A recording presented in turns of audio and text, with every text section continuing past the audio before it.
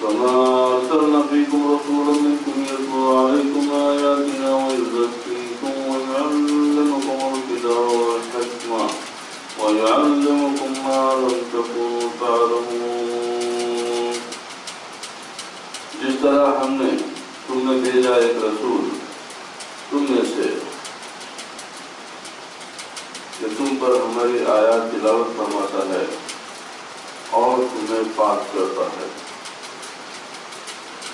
اور کتاب اور پختہ علم سکھاتا ہے اور تمہیں وہ تعلیم فرماتا ہے جس کا تمہیں علم نہ تھا. اب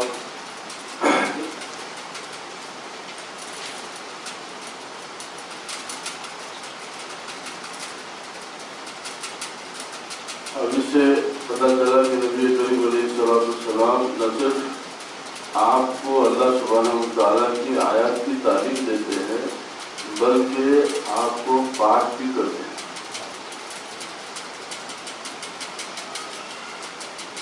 تو اس سے بھی حیات النبی کی دلیل ملتی ہے اس لیے کہ یہ شان اور یہ صفت کسی مردہ کی نہیں ہو سکتی کہ وہ آپ کو پاک کرے. یعنی کہ وہ یزکیکم اور تم کو پاک کرتا ہے. اگر تم کو گناہوں سے پاک کر کے اللہ سبحانہ وتعالیٰ کی طرف راستے کی تعلیم دیتا ہے تو یہ بات بہت خاص طور سے آپ یاد رکھ لیجیے کہ اس لیے کہ پاک کرنا یہ کسی بے جان کے ہاتھ سے نہیں ہوتا.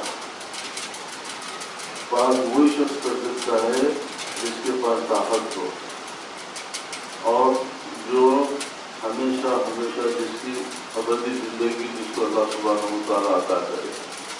تو قرآن شریف کی آیات کا پڑھنا اور پاک کرنا دونوں ایک ساتھ تذکرہ کرنا اس بات کی دلیل ہے کہ قرآن کریم کی آیات پڑھنے سے اور نبی کریم کی محبت سے نہ صرف انسان کو اللہ تعالیٰ کی معرفت نصیب ہوتی ہے بلکہ اس کو پاک بھی ہو جاتا ہے. تو اس کی طبیعت میں اتنی پاکی ہوتی ہے کہ وہ اللہ تعالیٰ سے ملنے کے قابل ہو جاتا ہے. حضرت مالک بن انس رضی اللہ تعالیٰ عنہ فرماتے ہیں کہ رسول اللہ صلی اللہ علیہ وسلم نے ارشاد فرمایا میں نے تمہارے درمیان دو چیزیں چھوڑی ہیں.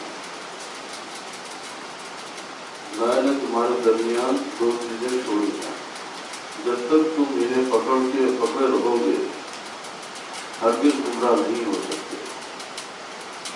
جب تک تمہیں انہیں پکڑے رہو گے ہرگز گمراہ نہیں ہو سکتے. وہ کتاب اللہ اور سنت رسول اللہ. اب یہ حدیث یہاں پر انہوں نے آیات کی مناسبت سے یہ حدیث کو لائے ہیں تو یہ حدیث موطا امام مالک سے دی گئی ہے اور اسی ضمن کی ایک حدیث جو اس سے قوی دلیل کی ہے جو صحیح مسلم شریف کی ہے اس میں یہ حدیث جو آئی ہے وہ یہ ہے کہ میں تمہیں دو چیزیں چھوڑ کے جا رہا ہوں اور تم دونوں کو مضبوطی سے پکڑ کے رکھو اور اس میں یہ ہے کہ ایک کتاب اللہ ہے اور ایک میری حضرت ہے.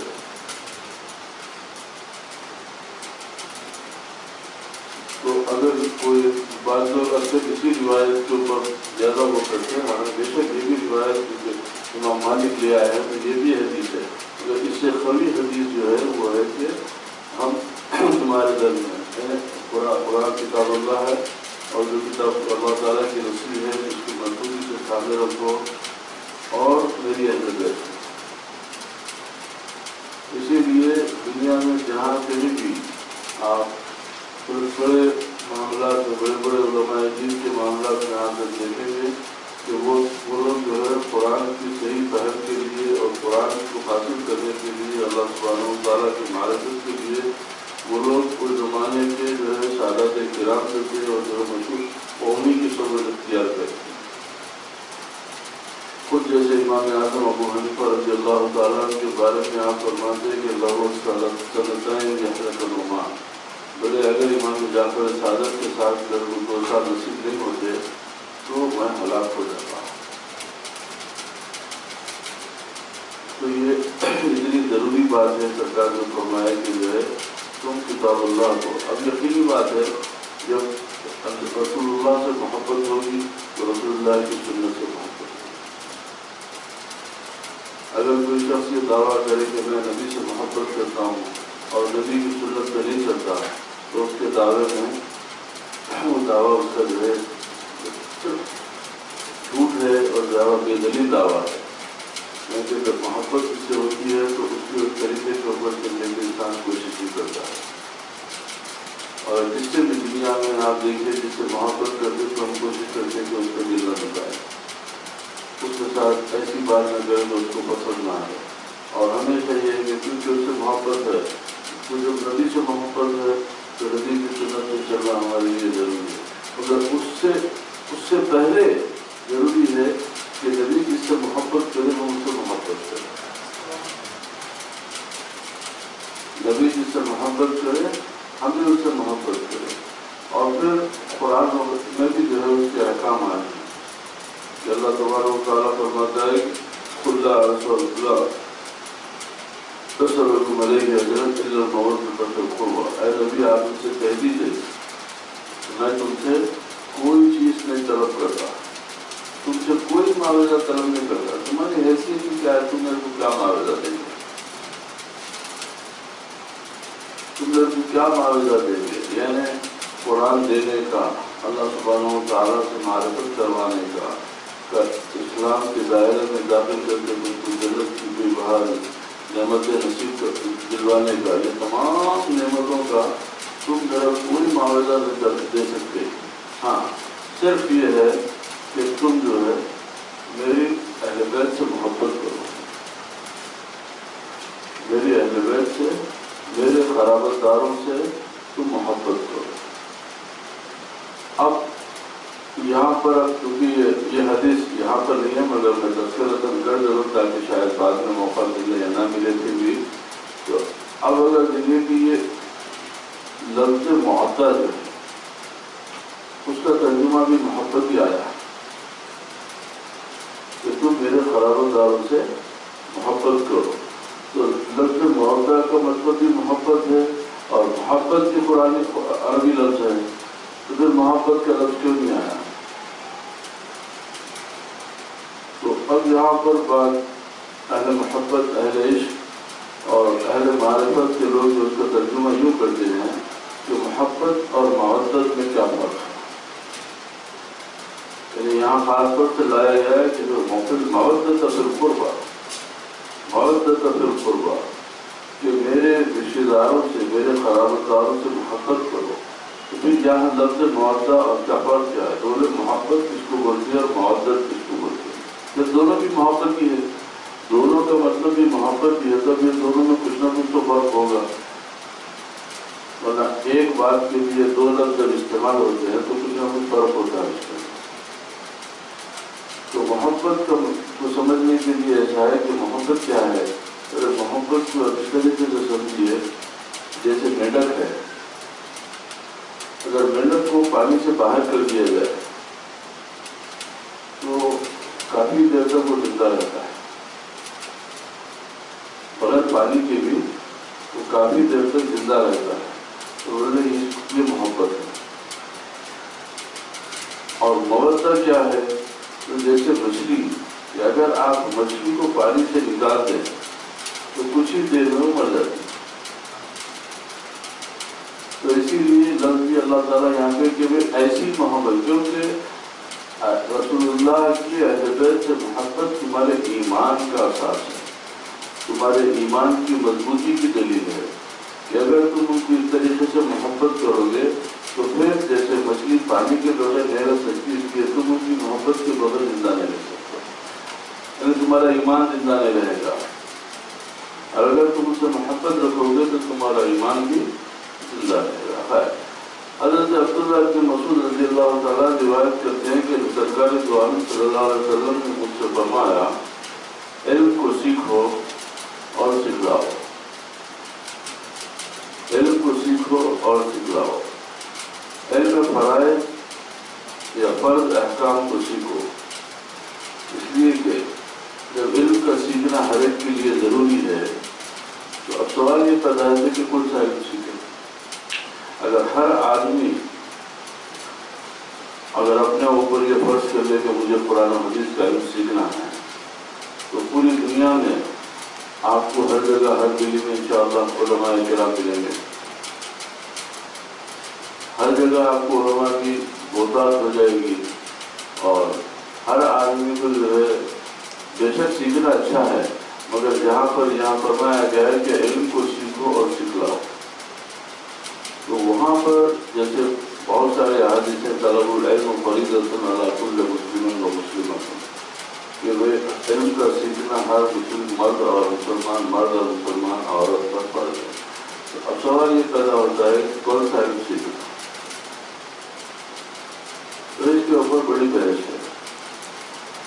بعض لوگ یہ بتاتے ہیں کہ قرآن کا سیکھنا ضروری ہے. بعض یہ بولتے ہیں کہ علم فرائض کا سیکھنا ضروری ہے کہ جس سے تم کو فرض اور واجبات معلوم ہو جائے. اور بات کہتے ہیں کہ وہ علم سیکھنا ضروری ہے جس علم سے تم رزق حلال کماؤ. اس لیے کہ اگر سب علم دین سیکھ لیں بے شک وہ تیاری بات ہے تو گھر کا کے تمام چیزوں دنیاوی زندگیوں کی جو تمہاری ذمہ داریاں ہیں ان کو پورا کرنے کے لیے بھی ایک مسئلہ پیدا ہو جاتا ہے.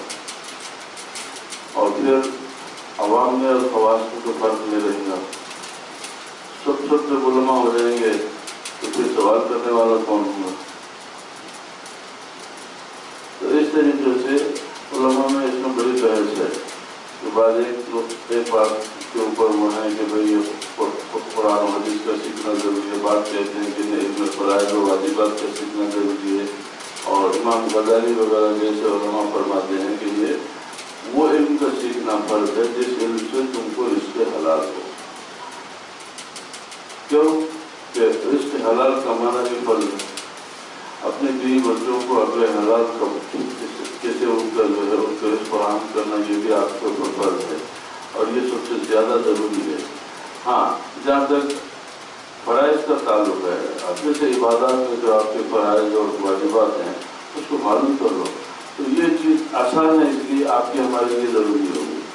اور ہم کو بھی ضروری ہے کہ بھائی نماز کو فرض نماز ہے جو واجب ہے پھر نماز میں فرض کیا ہے نماز میں سنت کیا ہے نفل کیا ہے ان باتوں کا سیکھ لینا آسان ہے. اب اس کے دقائق میں اس کی گہرائی میں جانا یہ علماء کا کام ہے. مگر جو میرے دماغ میں جو بات ہے وہ سب سے بہتر علم کون سا ہے؟ سب سے بہتر جاننا کون سا ضروری ہے کیونکہ علم کا معنی ہے جاننا. علم کا معنی ہے جاننا. تو اب یہ حدیث بھی صحیح ہو جاتی یہ حدیث کا مفہوم بھی صحیح ہو جاتا اور منشا بھی سمجھ میں آ جاتا اگر ہم یہ سمجھ لیں کہ سب سے ہر ایمان ہر زیرو کو ہر انسان کے لیے جو سب سے زیادہ ضروری جاننا ہے خواہ وہ عالم ہو کہ غیر عالم ہو کہ جاہل ہو کہ کامل ہو ہر ایک کے لیے جو سب سے زیادہ جاننا جس کے اوپر ضروری ہو جاتا ہے وہ ہے اپنے رب کو جاننا.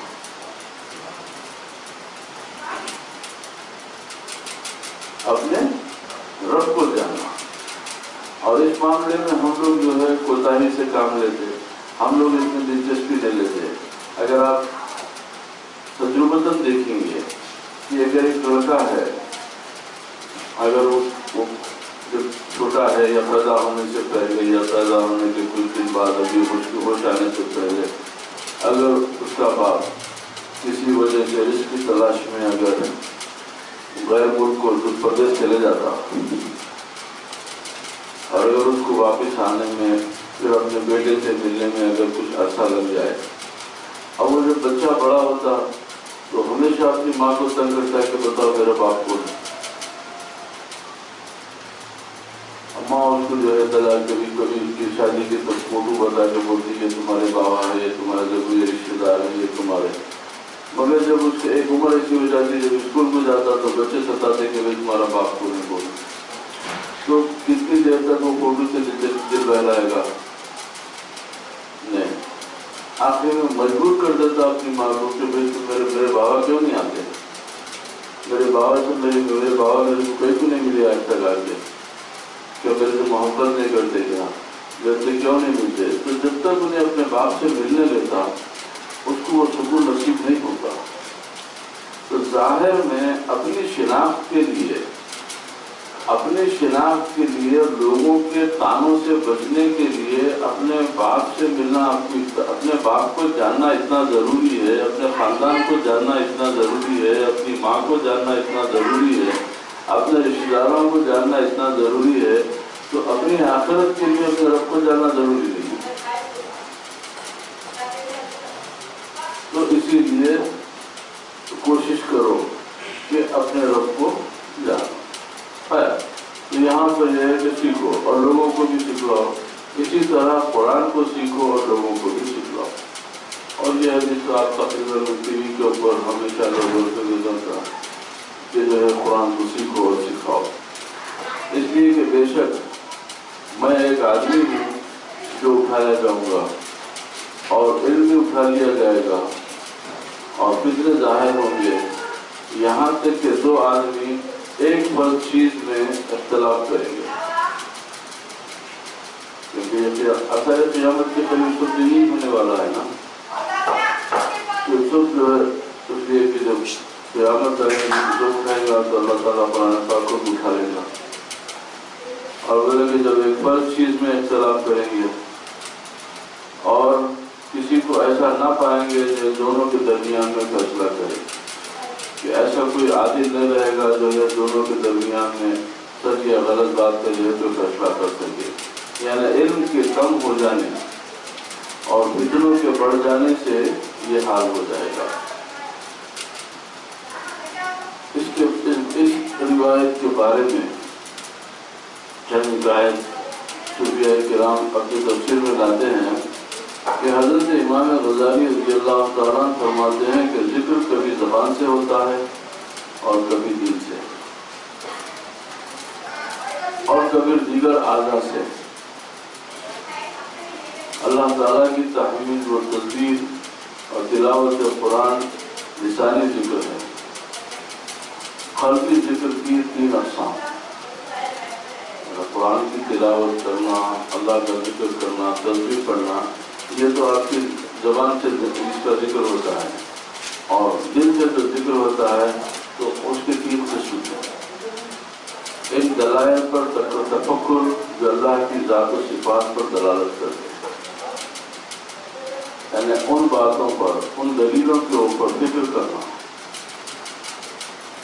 ان دلیلوں میں فکر کرنا جو اللہ سبحانہ و تعالیٰ کی ذات اور اس کی صفات کے اوپر دلالت کرتے ہیں، جو اللہ سبحانہ و تعالیٰ کی ذات اور صفات ہے، بہت بڑی رحمان ہے، رحیم ہے، اللہ تعالیٰ مومن ہے، محمد ہے، شکور ہے، غفار ہے، عزیز ہے، جبار ہے، غالب ہے، یہ تمام چیزوں کی اس کی جو صفات ہیں اس کے اوپر جو ہے غور کرنا اور اللہ کی ذات کی طرف توجہ رکھنا، اور وہ اعتراضات جو اللہ تعالیٰ کی ذات و صفات پر وارد ہوتے ہیں ان کے جوابات سوچنا۔ یہ قلبی ذکر ہے، یہ قلبی ذکر کی پہلی قسم ہے۔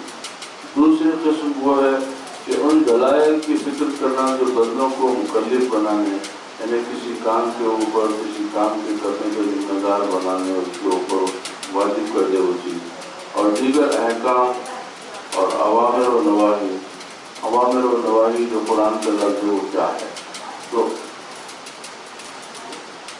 امر کی جمع اوامر ہے۔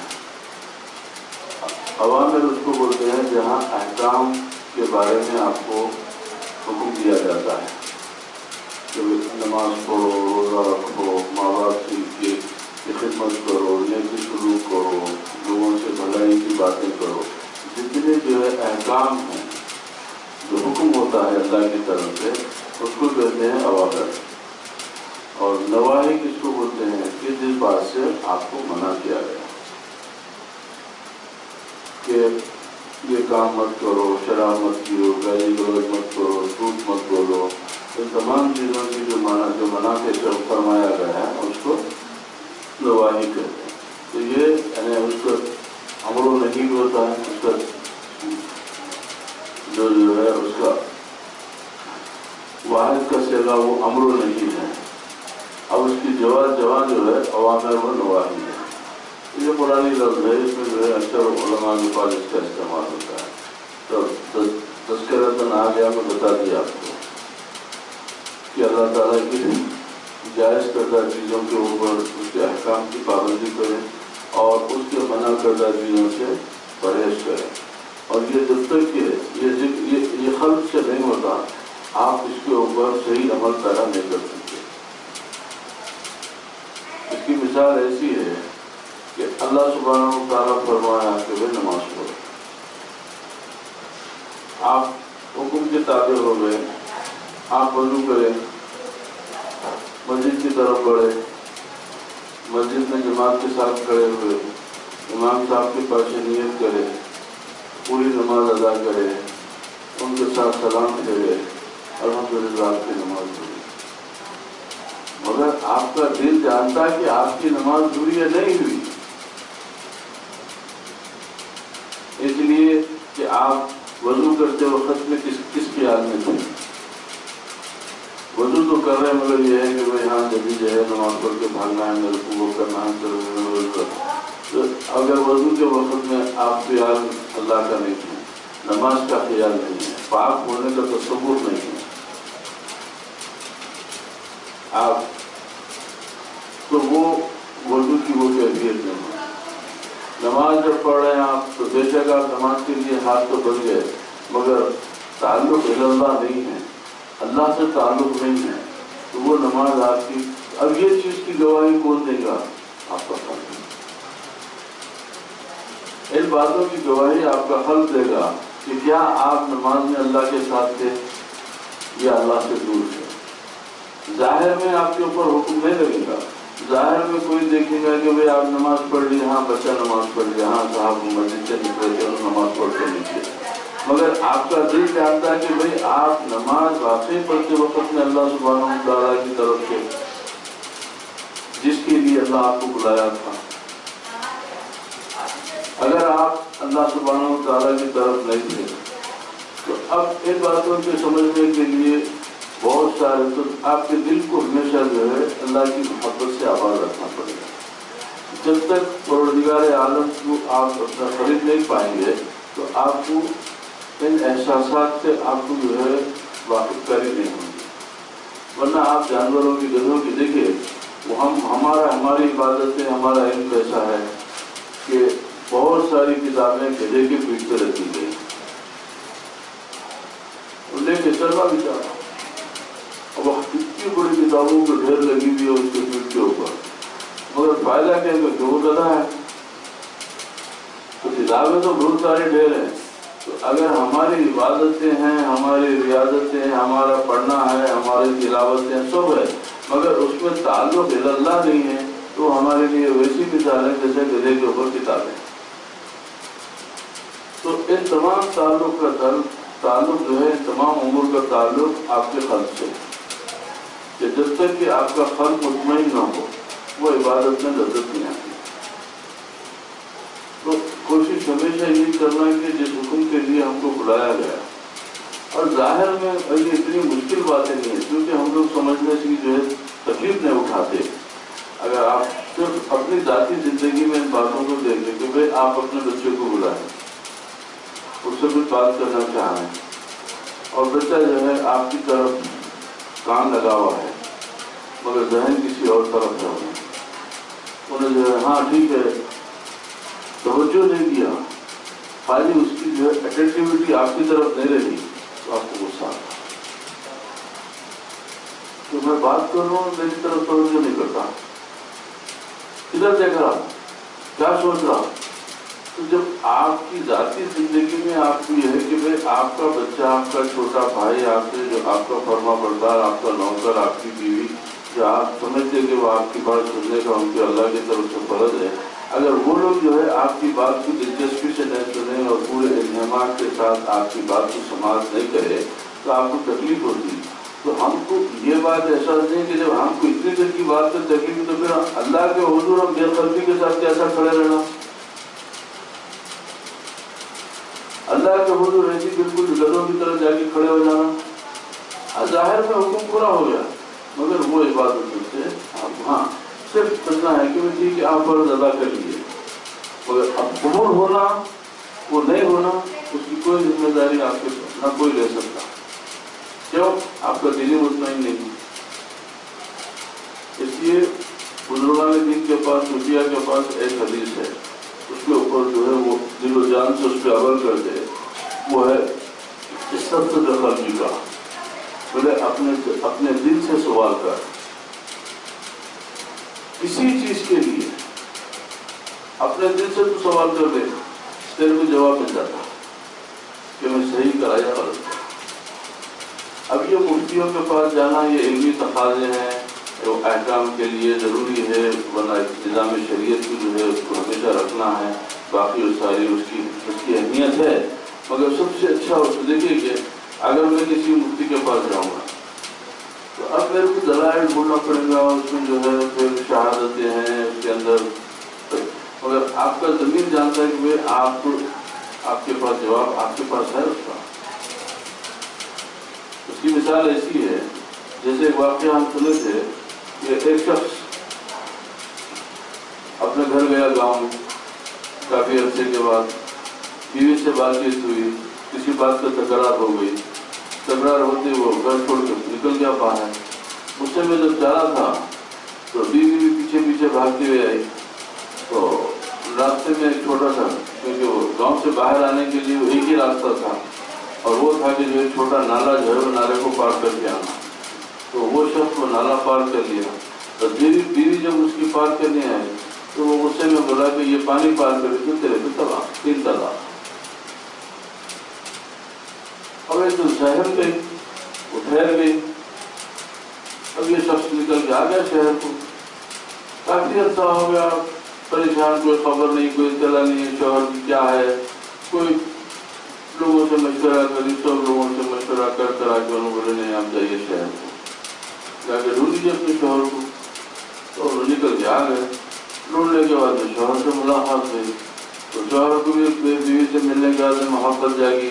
ان کو بھی ہوا کہ بھائی ہاں میرے سے غلطی ہو گئی، میں بیچاری پہ ظلم کیا اور میرے سے ایسی غلطی نہیں ہونا چاہیے تھا. جب دونوں جو ہے آپس میں ملنے کی جو بات کرے تو خیال آیا کہ بھائی میں تو تم کو بولا تھا کہ پانی پار کر کے تو طلاق ہے، اور دوسرا راستہ تو کوئی نہیں تھا، تو پانی تو تم پار کر کے آئے ہو. بولے ہاں. ارے پھر ایسا تو بڑا مسئلہ ہو جائے گا، تو چلو مفتی صاحب کے پاس. مفتی صاحب کے پاس جا کے واقعہ سنا ہے تو مفتی صاحب بولے کہ ہاں طلاق ہو گیا، اب آپ کے لیے کوئی صورت نہیں ہے.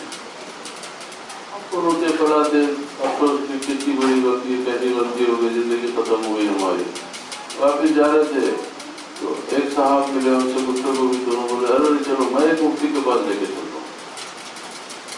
وہ دوسرے مفتی کے پاس گئے تو وہ مفتی صاحب جو ہے اس کو واقعہ سن کے بولے کیا بولے تھے آپ؟ بولے یہ پانی. تو بولے ہاں.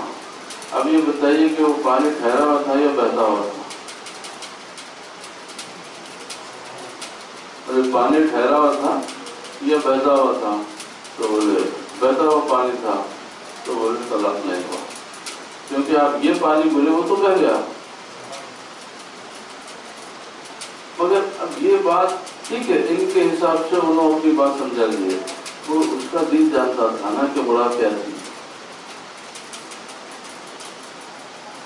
اس کا دل جانتا تھا کہ وہ پانی سے مراد نالا بولا تھا یا صرف وہ پانی جو بہ گیا اس کے اوپر اس کا اشارہ تھا.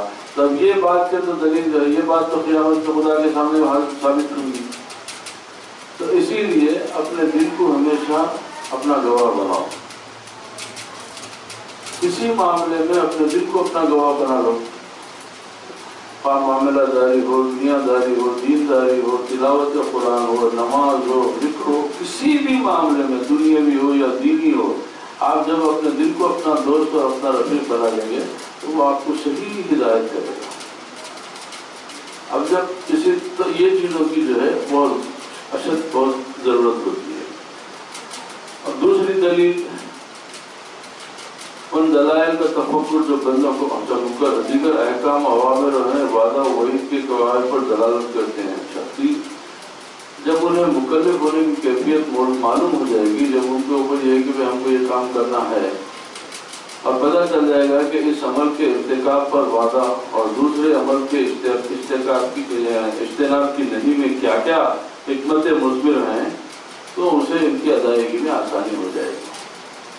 ابھی جیسا میں بتایا کہ جب معلوم ہو جائے گا کہ جب یہ فرائض جو احکام ہے جن کو ادا کرنے کا حکم دیا گیا ہے اس کے اوپر ہم عمل پیرا ہو جائیں، اور جن باتوں کو ہم کو چھوڑنے کا حکم دیا گیا ان باتوں کو ہم چھوڑ دیں، تو اس سے جو ہے آپ کو بہت نعمت نصیب ہوگی۔ اور تیسری یہ ہے کہ اللہ تعالیٰ کی مخلوقات کے اسرار میں تفکر، کیونکہ اللہ تعالیٰ فرمایا کہ بھئی ہم زمین و آسمان بنائے، چشمے بنائے، نہریں بنائے، پھول بنائے، باغ بنائے، اب ان تمام چیزوں میں جو ہے تفکر، یہ قلبی ذکر کی بات ہے۔ آپ کے جو اعضاء ہیں وہ کس طریقے سے جو ہے، یعنی آپ کا قلب جو ہے کس طریقے سے اللہ تعالیٰ کی طرف متوجہ ہوتا ہے، تو اب اس کے اندر غور کریں آپ، تو آپ کو جو ہے اللہ تعالیٰ کی قدرت کے عجائب سمجھ میں آتے ہیں۔ کیونکہ اللہ فرمایا کہ میں کوئی چیز بغیر سبب کے نہیں پیدا کرا، کوئی چیز بغیر سبب کے نہیں پیدا کرا۔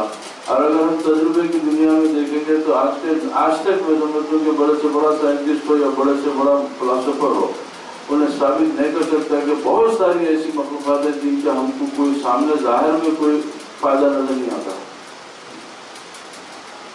بے مثال کے طور پہ جیسے جو ہے یہ حشرات الارض ہیں،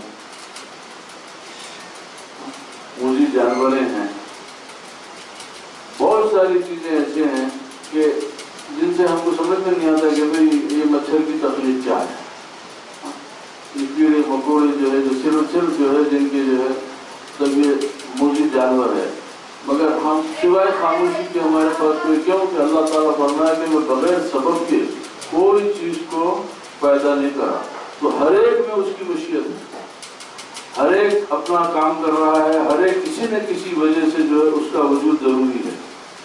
تو ان باتوں میں اللہ اگر آپ کو ہمت دیا تو ان باتوں میں بڑی باتیں ہیں یہ کہ ہمارے آپ کے لیے اس کے اوپر ضروری ہے، مگر کم سے کم یہ ہے کہ اس بارے میں جب آپ غور کریں تو اس کی قدرت کی عجائبات آپ کو سمجھ میں آتے ہیں کہ میرا مولا جو ہے یعنی پروردگار تیری شان و قدرت کیا ہے۔ یہاں تک کہ عالم کا ذرہ ذرہ عالم خود کے لیے صاف و شفاف شیشہ ہو جائے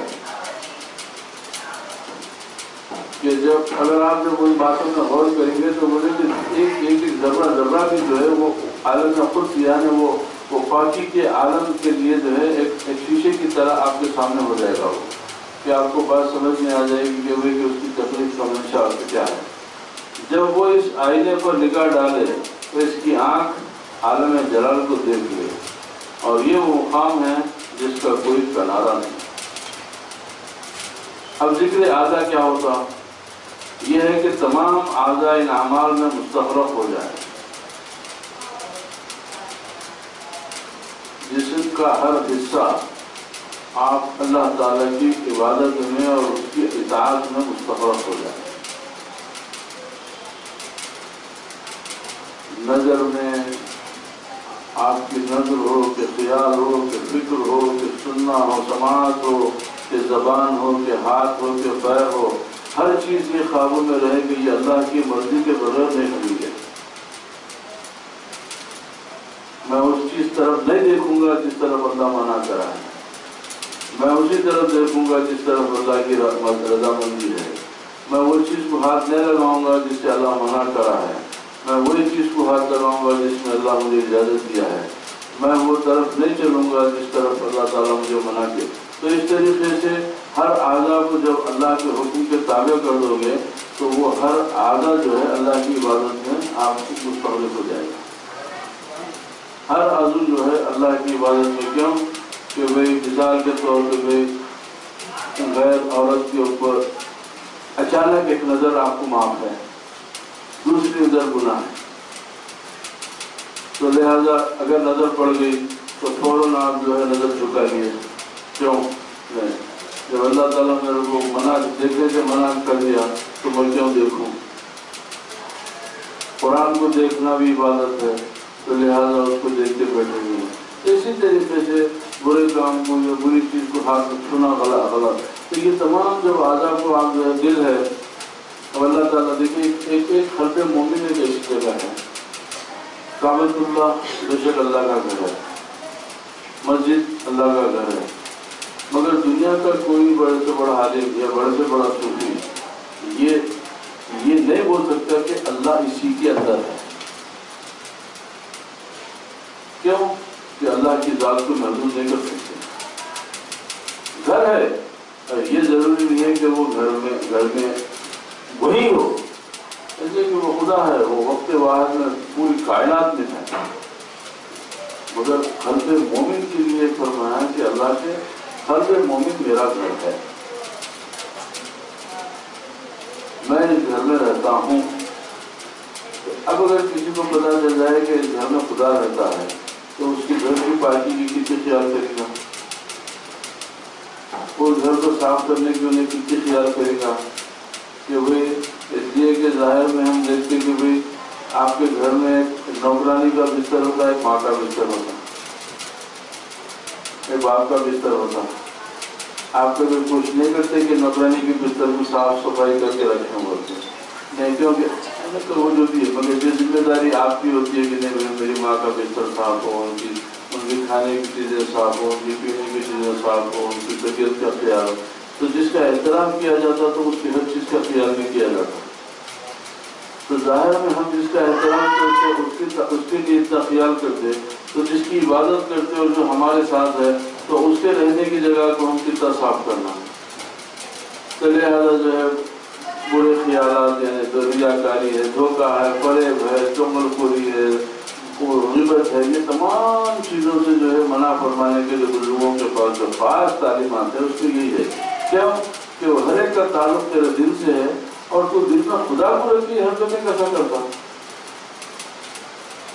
खुदा जब तेरे साथ है तो ये बातें तेरे से अच्छी नहीं है, ये बातों को निकाल दे। सो जब तू निकाल देगा तो फिर अल्लाह ताला भी तेरी दोस्ती का रहेगी कि भाई हाँ तू मेरा भी ख्याल करा। इसलिए कि जब मैं इसलिए मौलाना फरमाए कि तू खुदा खाहे वो जो दुनिया है तू ये ख्याल अस्तो मुहाल अस्तो जुनू।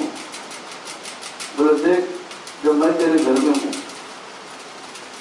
तो तू वक्त वाहिद में मेरे को भी रखना चाहता और तुझे भी ख्वाहिशात को भी ला के उसमें बिठाना चाहता। तेरे को नहीं मालूम मैं शिर्क बर्दाश्त नहीं करता, तू नहीं जानता कि मैं शिर्क बर्दाश्त नहीं करता। ये जानते हुए मेरी जगह पे लाके और क्या क्या लाके रखवा तू बोले। इसी वजह से एक ही वक्त में अल्लाह की मारिफत, अल्लाह की तरफ और दुनिया की मोहब्बत दोनों को एक ही वक्त में दिल में पालने का जो तेरे को जुनून है, बोले ये ख्याल है, ये मुहाल है, ये जुनून है। तो क्या करूँ मैं? तो खुदा की मोहब्बत में दुनिया छोड़ दूँ क्या? बोले नहीं, कोई जरूरत नहीं है। इसलिए कि आप जुनून मछली नहीं है, आप बारिश से गुस्सा भी नहीं है, आपको जरूरत नहीं है छोड़ने की। आप दुनिया में रहते हुए खुदा के साथ रह सकते हैं, बड़े आराम के साथ रह सकते हैं। वो कैसे रह सकते हैं? तो बोले उसका भी इलाज मौलाना फरमा दिए, चीज दुनिया अस खुदा बाफिर खुदा। बोले दुनिया क्या है?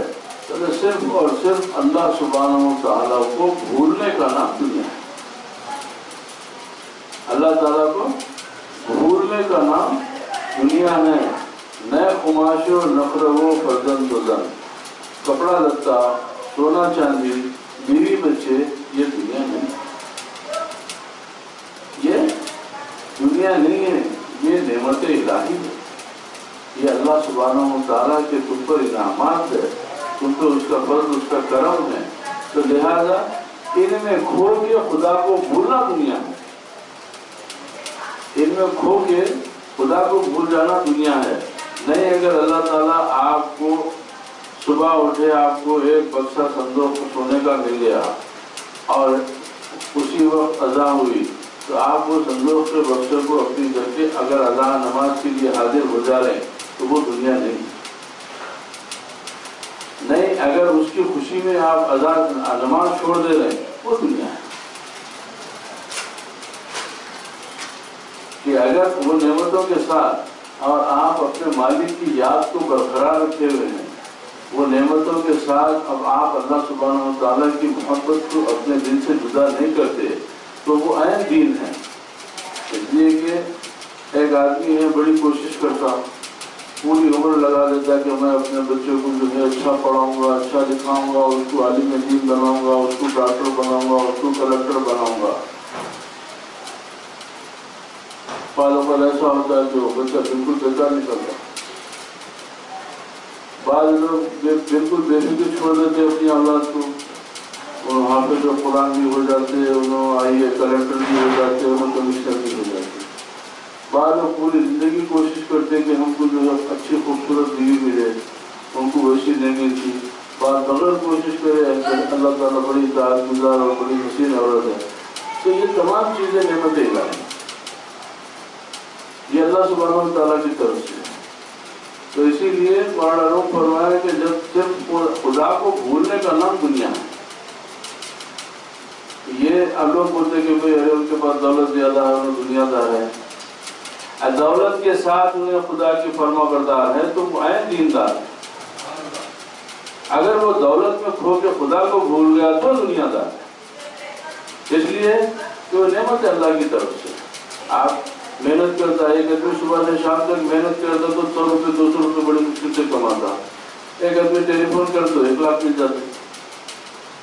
یہ آپ کے ہمارے تجربے ہیں نا، یہ آپ کے ہمارے تجربات میں شامل ہے، تو پتہ چلا کہ یہ چیزیں جو آپ کی نعمتیں، آپ کی تقدیر، یہ مسائل الگ ہیں۔ اس کو جو ہے اللہ سبحانہ و تعالیٰ، ہمارا سب سے اصل ہم پہ جو فرض کیا گیا ہے وہ یہ ہے کہ اللہ کی محبت کو دل سے جانے نہیں دینا، کسی حال میں ہو، ہر حال میں اللہ سبحانہ و تعالیٰ کی طرف رجوع رہنا، یہ ہے عبادت کا صحیح ہونا۔ ایسا نہیں کہ تکلیف ہوئی تو جو ہے اللہ کو بھول جا رہے ہیں، جہاں خوشی ہوئی تو اللہ یاد آ گیا، غم ہوتے اللہ تعالیٰ سے دور ہو جا رہی، یہ عبادت صحیح عبادت ہے۔ ہر حال میں ہم اللہ کی طرف رجوع رہنا کہ مولا تعالیٰ تو ہی کا ساتھ ہے، غم تیری سے، اس لیے کہ اللہ تعالیٰ کے جو خوشی غم سب میری طرف سے، ہر آسانی کے، ہر مشکل کے بعد آسانی، آسانی کے بعد یہ تمام میری طرف سے، تو میرے سے تعلق رکھ۔ جب تو میرے سے تعلق رکھیں گا تو میں پروردگار ہوں، میں ہر چیز کا حل ہے میرے پاس، تو تعلق کو مت توڑ میرے سے۔ اب وہ کب پیدا ہوتا؟ جب دل سے تعلق۔ اگر ظاہر میں عمل کا تعلق وہ تو ہر وقت جلتے رہتا ٹوٹتے رہتا، بدن کا تعلق جلتے رہتا ٹوٹتے رہتا، مگر یہ تعلق ایسا ہوتا کہ آپ سوتے ہوئے بھی رہے تو آپ کا قلب اللہ کی طرف رجوع رہتا۔ بدن کا تعلق کتنا ہے؟ 4 رکعت نماز ہے تو 4 رکعت کے بعد میں اللہ الگ ہو جانا، 2 رکعت کے بعد اللہ الگ ہو جانا، تو یہ بندگی ہے؟ میں تو ہمیشہ تیرے کو ساتھ رکھوں، میں آپ کے ساتھ بات بھی کر رہا ہوں تو میرے ساتھ خدا ہے۔ میں بے شک نماز کیونکہ فرض ہے، احکام ہے، اس کے طریقہ ہے، میرے آقا محمد رسول اللہ صلی اللہ علیہ وسلم کی عظیم الشان سنت ہے، آپ کے احکامات میں سے ہے، تو میں اس کے اوپر، اور پھر اللہ کا فرمان ہے اس کے اوپر ہے، تو وہ ایک خاص طریقہ ہے کہ بھائی یہ طریقے سے تو اس وقت میرا بندہ میرے حضور رجوع ہو، مگر اس کا یہ مطلب نہیں ہے کہ اس کے بعد میں میرے سے الگ ہو جائے۔ اللہ تعالیٰ فرماتا ہے وَمَا خَلَقْنَا الْجِنَّ وَالْإِنسَ إِلَّا لِيَعْبُدُونَ، میں نہیں پیدا کیا انسانوں کو اور جنہ کو سوائے اس کے کہ وہ میری عبادت کرے، سوائے اس کے کہ وہ میری عبادت کرے۔ اب عبادت یہی ہے، بیوی کے ساتھ اچھا سلوک عبادت، ماں کی خدمت اطاعت، بھائیوں سے محبت عبادت، رشتہ داروں سے محبت، ان کی دیکھ بھال محبت، بیمار کی عیادت کرنا عبادت، غریب کے سر پہ ہاتھ رکھنا عبادت، یتیم کی کفالت کرنا عبادت، یہ تمام چیزیں عبادت میں آئی۔ حتیٰ کہ حدیث پاک ہے کہ تم کم سے کم عبادت ہے جو تم کیا کر کچھ نہیں ہے تو بولے اپنے مومن بھائی سے مسکرا کے بات کرو، اپنے مسلمان بھائی سے مسکرا کے بات کرو، تو یہ بھی تمہارے گناہوں کا کفارہ ہے۔ تو یہ تمام چیزیں کب پیدا ہوتی؟ جب آپ کا دل اللہ کی طرف رجوع ہو، آپ کی عقل، آپ کا علم رجوع ہو تو وہ وقت ہٹ جاتا، مگر جب دل رجوع ہو جاتا تو پھر وہ اپنا اپنا کام کرتے رہتا، اور وہ آپ ہوشیار بھی ہو یا نیند میں رہو، وہ اپنا کام کرتے رہتا. کیوں؟ آپ سو جاتے، آپ کا دل نہیں سوتا. آپ کا دل سو جاتے، پھر یہ خوابہ کون دیکھ رہے؟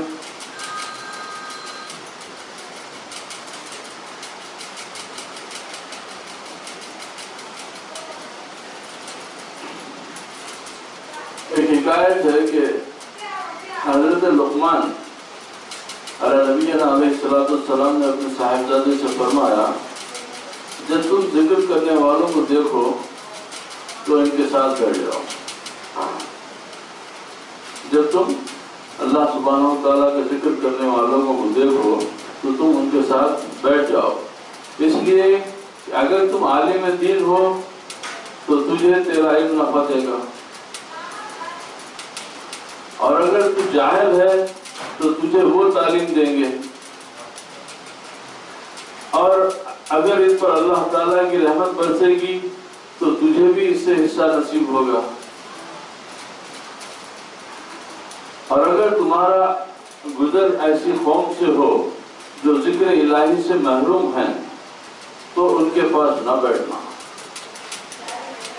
ان کے پاس نہ بیٹھنا. اگر تم عالم دین ہو تو تمہارا علم اس سے نفع نہ دے گا. تم جاہل ہو تو الٹا اس کی صحبت سے جہل اور گمراہی میں اضافہ ہوگا، جہالت اور گمراہی میں اور اضافہ ہوگا. جب ایسے لوگوں پر اللہ تعالیٰ کا غضب ہوگا تو تم بھی اس کے ساتھ بیٹھنے سے مارے جاؤ گے. اے اللہ ہمیں اپنا ذکر کرنے والوں سے بنا. اب یہ بات اب ایک اللہ کے نبی اپنے بیٹے سے بتا رہے ہیں، اور اس میں سچ ہونے میں کوئی شک کرنا بھی کفر ہے. اس کی مثال ایسی ہے کہ جب بارش ہوتی تو جب اللہ تعالیٰ کی جو بارش جب رحمت برستی ہے تو آپ دیکھو کہ وہ جو کھیت کھلیان ہیں وہ تو اس کا جو ہے پورا فائدہ اٹھا. جب کھیتوں میں جب بارش ہوتی ہے تو کھیتی باڑی بڑی اچھی ہوتی ہے، جب جھاڑ وغیرہ پودے وغیرہ تمام اس سے سیراب ہوتے ہیں اور ان کو بڑا فائدہ. مگر وہ بارش جو ہے سڑکوں بھی پڑ جاتی ہے. اب اسے کیا ہے تو پتہ چلا کہ دیکھو ایک رات میں آپ دیکھیں گے پورا شہر گندگی سے بھرا ہوا تھا. ادھر غلاظتیں تھی، ادھر پیشاب کے ڈگار، ادھر کچرے کی انبار، یہ تو بدبو پھیلی ہوئی تھی. ایک جم کے بارش ہوئی تو پورا کا پورا سامنے. اب اس میں اچھے برے سب کے اوپر جو ہے وہ بارش کا فائدہ ہوا. تو بارش کا اصل مقصد تھا کہ وہ کھیتی باڑی میں ہوئے تو جو ہے وہاں پہ دھان چاول جو بھی غذا وغیرہ جو ہے اسے، مگر وہ دوسری جگہ جب پڑتی تو وہاں پر بھی اتنے فائدے ہوتے کہ جو ہے بیماریاں ہٹ جاتے ہیں، بہت سارے بیماریوں کو دور کر لیتی. تو اسی طریقے سے کہ اچھے لوگوں کی صحبت میں بیٹھنے سے آپ کی جو اللہ سبحانہ اسی کے بزرگوں کا فرما حکم ہے کہ اچھوں کی مسجد میں کیوں کہ جب آپ جو ہے نیکوں کے ساتھ بیٹھتے تو جب ان پہ اللہ تعالیٰ کی نزدیکوں کے حدیث شریف ہے کہ جہاں میرے حبیب کا ذکر ہوتا ہے تو وہاں پر فرشتے گھیر لیتے ہیں. تو جب رحمت جب نازل ہوتی ہے تو اچھوں کے ساتھ ساتھ جو ہے وہ برے بھی جو ہے اس سے فائدہ اٹھاتے ہیں. اور اسی طریقے سے آپ غلط جگہ پہ بیٹھیں گے تو جو لعنت برستی ہے تو اس میں آپ بھی شامل ہو جاتے ہیں. اور اس کا قرآن پاک سے بھی اس کا ہے کہ جب یہ دیکھیں کہ بھئی تمام انبیاء کے واقعات میں کہ بھئی کوئی نبی دعا کرے تو جو ہے وہ آگ کی بارش ہو گئی، کسی نبی کی بددعا سے جو ہے زمین الٹ گئی، کسی کی نبی کی دعا سے جو ہے پورے طوفان سے جو ہے پوری دنیا غرق ہو گئی. تو اب یہ تمام باتیں ہیں. تو اب یہ سوال پیدا ہوتا ہے کہ رسول اللہ صلی اللہ علیہ وسلم آپ تو سید الانبیاء ہے، اشرف الانبیاء ہے، سرکار انبیاء، پورے انبیاء آپ کے ماتحت آپ کے مقتدی ہیں میرے آقا، آپ کو یہ لوگ اتنا ستا رہے ہیں اور ان کے اوپر کوئی عذاب اللہ کا نہیں آتا، ان کے اوپر عذاب کیوں نہیں آتا؟ تو اللہ تعالیٰ اس کا جواب دیا کہ فَيُعَذِّبُهُمْ وَأَنْتَ فِيهِمْ، میرے حبیب میں ان پہ عذاب نہیں کر سکتا. کیوں؟ آپ ہیں ان کے درمیان، آپ رحمت عالم ہے میرے آقا، آپ اگر ان کے درمیان میں ہیں تو میں ان کے اوپر کیسا عذاب نازل کروں گا؟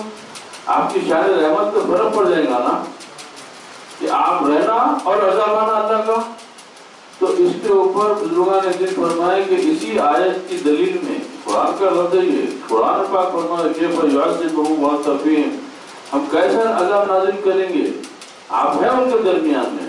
تو اسی آیت کی تشریح میں بڑے بڑے اولیاء اللہ بزرگان نے فرمایا کہ جس گھر میں رسول کریم صلی اللہ علیہ وسلم کا ذکر ہوتا ہے وہ بھی عذاب سے محروم ہو جاتا ہے، محفوظ ہو جاتا ہے۔ اسی آیت کے تحت جہاں آپ کا ذکر ہوتا ہے وہاں پر بھی جو اللہ تعالیٰ جو ہے آپ جو ہے عذاب سے جو جگہ کو محفوظ کر دیتا ہے۔ تو یہ تمام باتیں کب ہوتی ہیں؟ جب آپ کا قلب اللہ کی طرف متوجہ رہے۔ کرو دنیا میں کاروبار کرو ہر چیز کا، مگر ہر وقت نظر میں اللہ سبحانہ وتعالیٰ، اس کی رضا کو پیش نظر رکھتے ہوئے میرے یہ عمل سے میرا رب راضی ہوگا یا نہیں، میری یہ حرکت سے میرا رب خوش ہوگا یا نہیں۔ تو آپ کو ہر لمحہ اللہ تعالیٰ کی طرف سے آپ کو ہدایت ملتے جائیں گے کہ ہاں یہ چیز غلط ہے، اس کو نہیں کرنا چاہیے، یہ چیز اچھی ہے، اس کو کرنا چاہیے۔ اس کے بعد کی آیت ہے سبحان اللہ، فَاذْكُرُونِي أَذْكُرْكُمْ وَاشْكُرُوا لِي وَلَا تَكْفُرُونِ۔ سبحان اللہ، تم میرا ذکر کرو۔ اب دیکھیے آپ،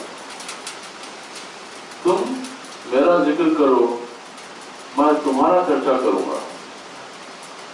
کون بول رہا ہے؟ یہ رب کائنات فرما رہا، اے میرے بندے تو میرا ذکر کر، پھر میں تیرا چرچا کروں گا، اور میرا حق مانو اور میری ناشکری نہ کرو۔ اب فَاذْكُرُونِی کا تو سمجھ میں آ گیا کہ میں اللہ کا ذکر کروں۔ اذکرکم کیسا ہے کہ اللہ بھی ذکر کرتا میرا، اللہ تعالیٰ بھی میرا ذکر کرے گا، ہاں بے شک کرے گا، کیونکہ انہوں نے خود فرما دیا، اس کے اندر کوئی شک کی کوئی گنجائش نہیں۔ اب اس کو سمجھنے کے لیے کیا ہے؟ یہ غوث اعظم اس کی زندہ تفسیر ہے، یہ غریب نواز اس کی زندہ تفسیر ہے، یہ بابا شرف الدین، یہ موسیٰ قادری، یوسف الدین شریف الدین، یہ اس آیت کی تفسیر ہے کہ تم میرا ذکر کرے تھے، اب قیامت تک میں تمہارا ذکر لوگوں کے ایسا کروں گا۔ اب تمہارا ذکر قیامت تک ہوتے رہیں گا، قیامت تک لوگوں کے زمانوں پہ یا غوث اعظم، غریب نواز، مولا علی، یہ تمام کیوں کہ اب یہ ذکر میری طرف سے جاری ہو گیا نا، کہ تم میرا ذکر کرے، اور اب میں تمہارا ذکر کیسا کروں گا؟ تو میرے ذکر کرنے کا طریقہ یہ ہے کہ میں اپنی مخلوق میں اس بات کو پھیلا دوں گا کہ یہ میرا محبوب ہے، تم لوگ اس کا ذکر کرو،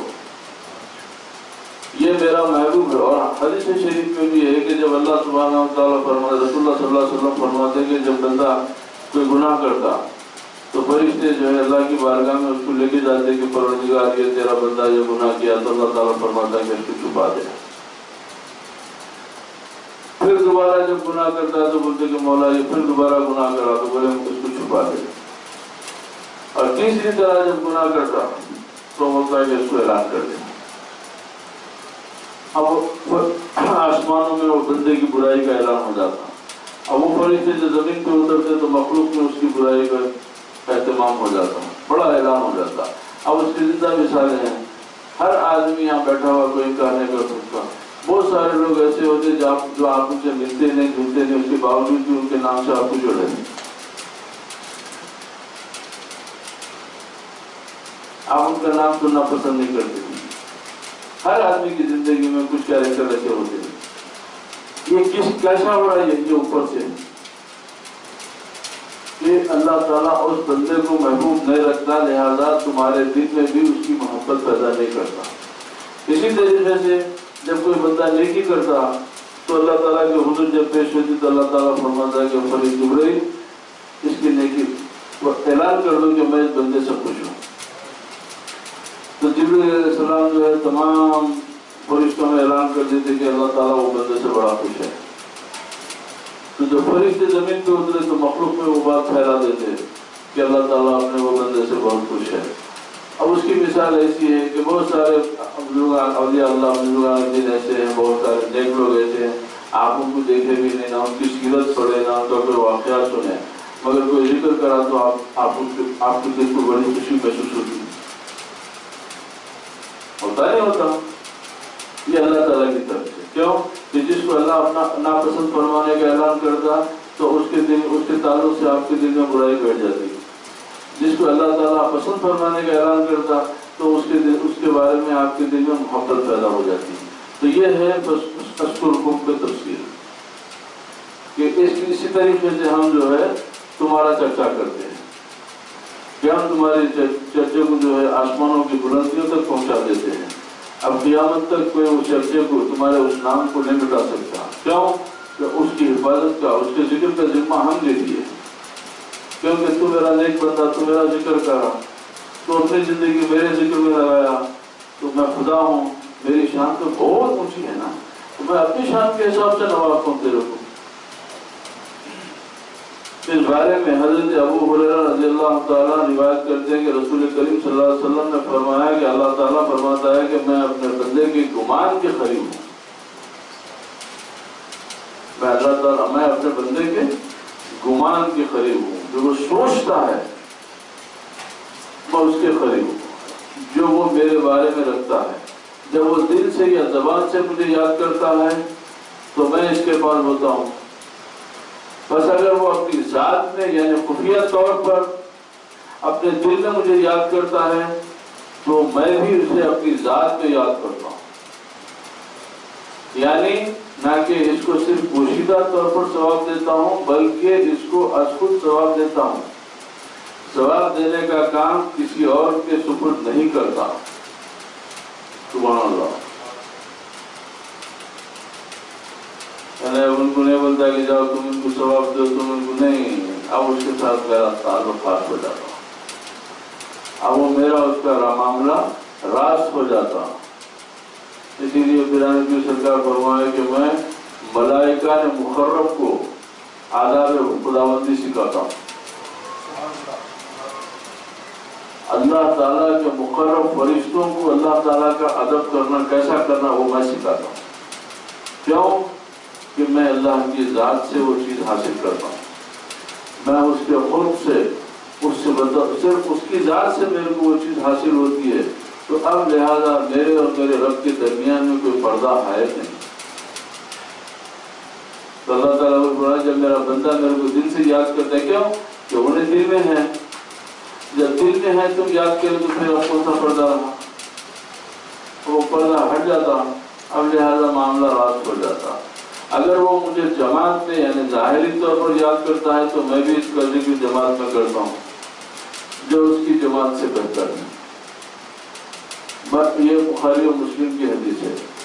اچھا, اس کے بعد ہے کہ میں اپنے بندے کے گمان کے قریب ہوں کا مطلب یہ ہے کہ میرا بندہ میری نسبت جو گمان و خیال رکھتا ہے میں اس کے لیے ویسا ہی ہوں. تو اسی لیے بہت خاص بات ہے.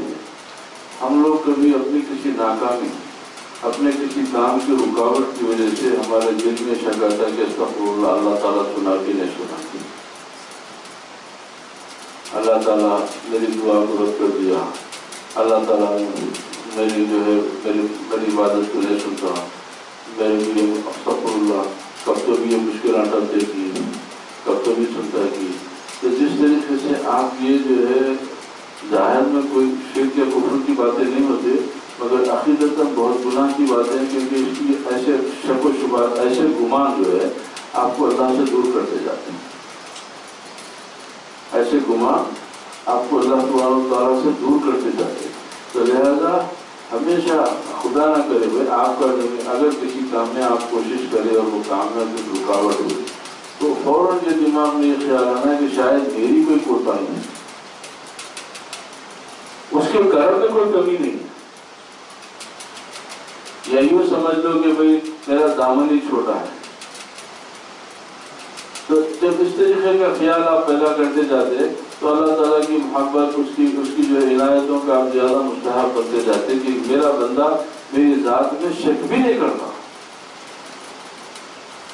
میری ذات میں شک بھی نہیں کرتا. اسی لیے یہ دلیلیں ہیں سمجھانے کے لیے. تو کیا ضرورت تھی ابراہیم علیہ السلام کو آگ میں ڈالنے کی. یہ آپ کے ہمارے قیامت تک آنے والوں کی سمجھائے کہ خلیل دوست کیا ہوتا، دوست کیا ہوتا، کہ جب آگ میں ڈالا جا رہا جبرائیل آگے پوچھے کہ یا ابراہیم خلیل اللہ کیا میری مدد کی ضرورت ہے؟ تو بولے میرا رب تیرے سے زیادہ جاننے والا ہے، میرا رب میری حالت سے تیرے سے زیادہ واقف ہے، جاؤ تمہاری ضرورت نہیں ہے۔ یہ یقین کی کون سی انتہا تھی کہ ایسے وقت میں جب آگ کے اندر ڈالا جا رہا، چاروں طرف سے جو ہے ایک پوری آگ ہے کہ سوائے جل کے بھننے کی کوئی صورت نظر نہیں آ رہی، اور ویسے وقت بھی اعتماد کا یہ عالم ہے کہ میرا رب میرا کفیل ہے، میرا دوست ہے، میرے کو فکر کیا ہے۔ فوراً اللہ تعالیٰ حکم دیا کہ اے آگ ابراہیم کے لیے ٹھنڈی اور سلامتی کی جگہ ہو جائے۔ تو یہ جو دل سے، جب دل آپ کا اللہ کی طرف متوجہ ہوتا تو پھر آپ کو وہ کوئی غلط گمانی کی طرف، غلط جو ہے طرف نہیں لے کے جاتا۔ تو کوشش یہ کرنا کہ جو چیز اللہ کی آپ کے پاس امانت ہے، آپ اللہ تعالیٰ جو آپ کو بولا کہ میں اس دل میں رہتا ہوں، تو دل کو صاف رکھو۔ صحیح کہا ہے نا یارو؟ میں گھر میں جا کے غلاظت کھانے کے بعد آپ کتنا بھی صاف رہو، نماز پڑھ دیا،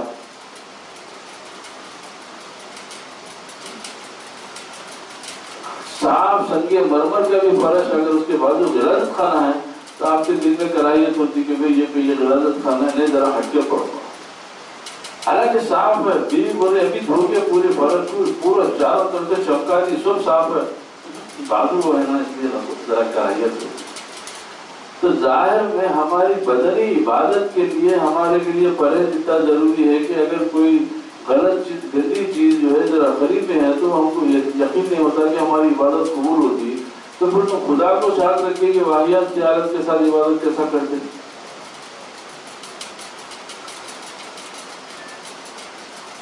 اچھا، میں اپنے بندے کے گمان کے قریب ہوں کہ مطلب یہ ہے کہ میرا بندہ میری نسبت جو گمان و خیال رکھتا ہے میں اس کے لیے ویسا ہی ہوں اور اس کے ساتھ ویسا ہی معاملہ کرتا ہوں جس کی وہ مجھ سے توقع رکھتا ہے۔ اگر وہ مجھ سے عفو معافی کی امید رکھتا ہے تو اس کو معافی دیتا ہوں، اور اگر وہ میرے عذاب کا گمان رکھتا ہے تو پھر عذاب دیتا ہوں۔ ایک صاحب آ کے میرے والد سے، یہ بات بڑی اچھی ہے، موضوع کے حساب سے ہے، میں آپ کو تشریح اچھے، ایک وقت میرے والد سے آگے جو ہے عذاب کے بارے میں پوچھنے لگے، دوزخ ہے، دوزخ میں ایسا ایسا عذاب ہوتا ہے۔ تو بابا قرآن پاک ہے، اس میں کسی بشر کی کیا مجال، کہ دنیا کے کوئی کسی کیا مجال ہے اس کے اندر کوئی اپنی رائے دے سکے؟ بے شک کوئی ہے، اللہ کا فرمان ہے، جب اللہ تعالیٰ فرما دیا وہ چیز ہے تو ہے، اور تم کیوں فکر کرتے جی؟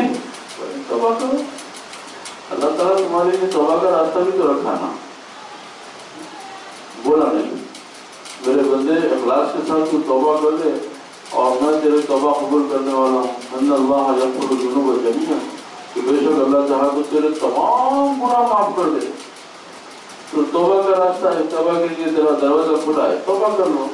اب انہوں اسی بات پہ اصرار کر رہے تھے کہ نہیں وہ دوزخ ہے، عذاب ہے، دوزخ ہے، عذاب ہے۔ تو بولے بھائی بے شک ہے، مگر میں اس بات کا قائل ہوں کہ جب میرا مولا میرے کو ایک توبہ کی اجازت دیا ہے تو میں یقین کرتا ہوں کہ جب میں صدق کے دل سے توبہ کروں گا تو اللہ سبحانہ و تعالیٰ میرے کو سب سے میں میرے نبی پاک کے، میرے پیروں پیران کرام کے، میرے کو وہ جو ہے اپنی مہربانی سے، اپنی رحمت سے میرے کو جو ہے اس جگہ پہ نہیں بھیجیں گا۔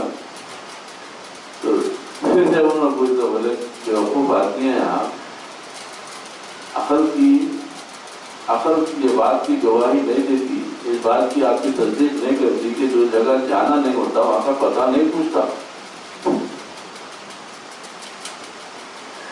آدمی جس جگہ جانے کا ارادہ نہیں رکھتا وہاں کا پتہ نہیں پوچھتا۔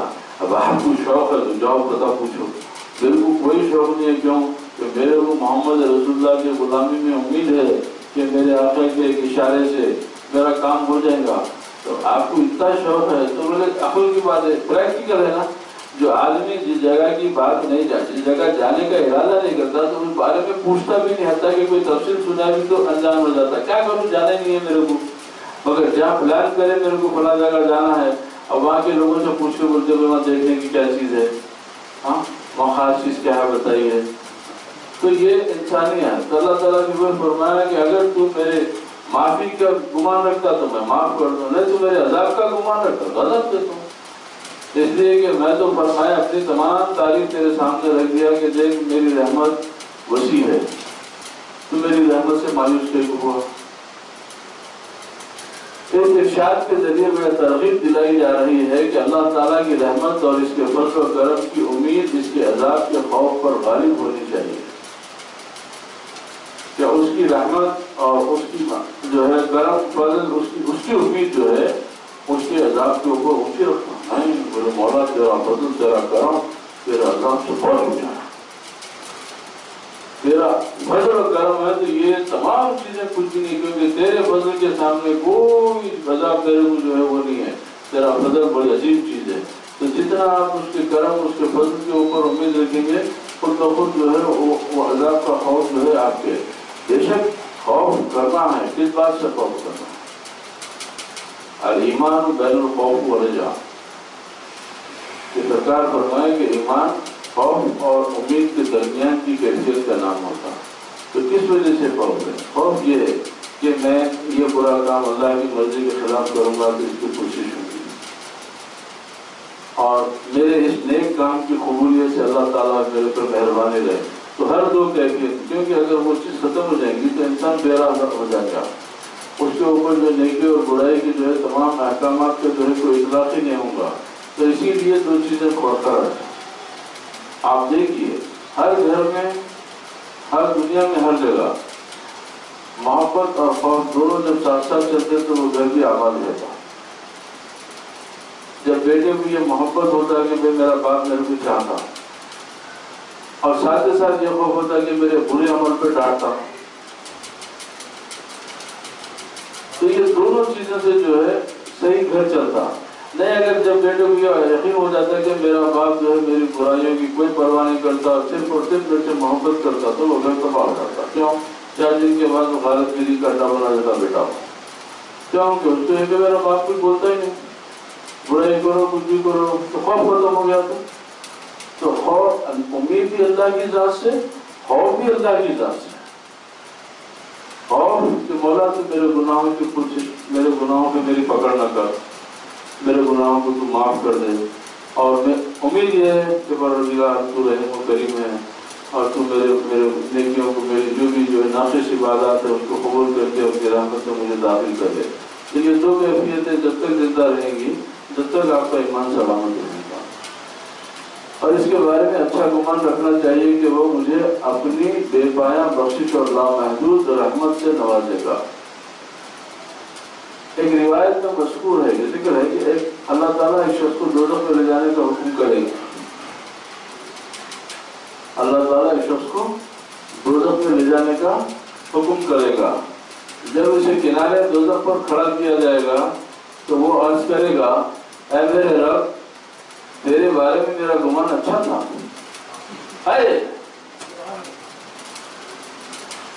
تیرے بارے میں میرا گمان اچھا تھا. اللہ تعالیٰ فرمائے گا کہ اس کو واپس لے آؤ، میں اپنے بندے کے گمان کے قریب ہوں جو وہ میرے بارے میں رکھتا ہے. امید کا مطلب اور اس کی حقیقت یہ ہے کہ عمل کیا جائے اور پھر بخشش کا امیدوار رہے. بغیر عمل صرف امید ہی پر تکیہ کر لینا ٹھنڈے لوہے کو کوٹنا ہے.